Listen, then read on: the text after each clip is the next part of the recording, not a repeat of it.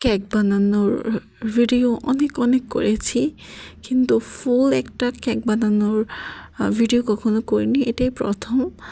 আমি এখানে প্রথমে 1 কাপ ময়দা নিয়েছি, আর অবশ্যই ময়দা নিতে হবে। আর সেখান থেকে টু টেবিল স্পুন সরিয়ে নিয়ে 2 tablespoon cocoa powder add করছি। তারপর আমি এখানে দিয়েছি 5 gram baking powder. 5 gram baking powder মানে হচ্ছে 1 টিস্পুন।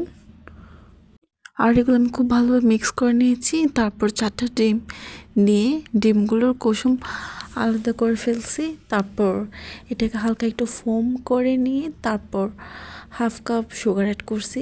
এখানে অবশ্যই 1 কাপ সুগার অ্যাড করা যাবে, কিন্তু আমি খুব বেশি মিষ্টি খাই না বলে 1/2 কাপই অ্যাড করছি।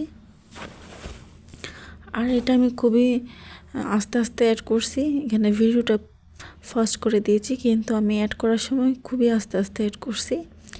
তারপর আমি একদম লাস্টে গিয়ে এখানে অ্যাড করছি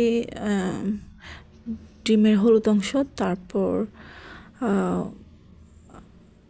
1 টেবিল স্পুন করে 2 টেবিল স্পুন তেল অ্যাড করছি। আর এগুলো জাস্ট কয়েক সেকেন্ড একটু বিট করে নিয়ে এখন শুকনো উপাদানগুলো অ্যাড করে দিয়েছি। এগুলো খুবই স্লোলি অ্যাড করছি, কিন্তু এখানে ভিডিওটা ফাস্ট করার কারণে মানে খুব ফাস্ট লাগতেছে।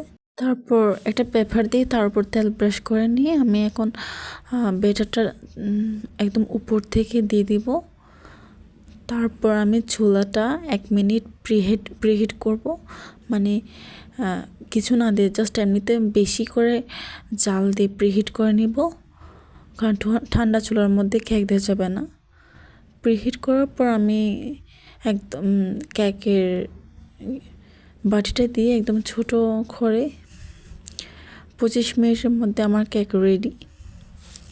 আর এখন আমি কেকটা 3 লেয়ারে কেটে নিয়েছি, আর একদম নিচের লেয়ারটা বেবিরা খেয়ে ফেলছে, তাই একদম এটা হাফ ছিল। তবুও আমি এটা অ্যাড করছি যাতে একটু কেকটা উঁচু দেখায়। আমি ক্রিমটা জাস্ট 4-5 মিনিট বিট করে নিয়েছি, যেহেতু টপিক্যাল ক্রিম এখানে কিছু অ্যাড করতে হয় না।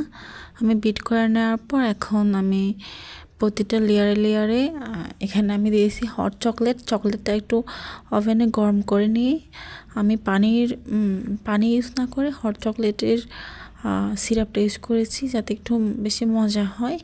যেহেতু এখানে আমি গানাশ ইউজ করিনি, সেহেতু আমি এটা ইউজ করেছি।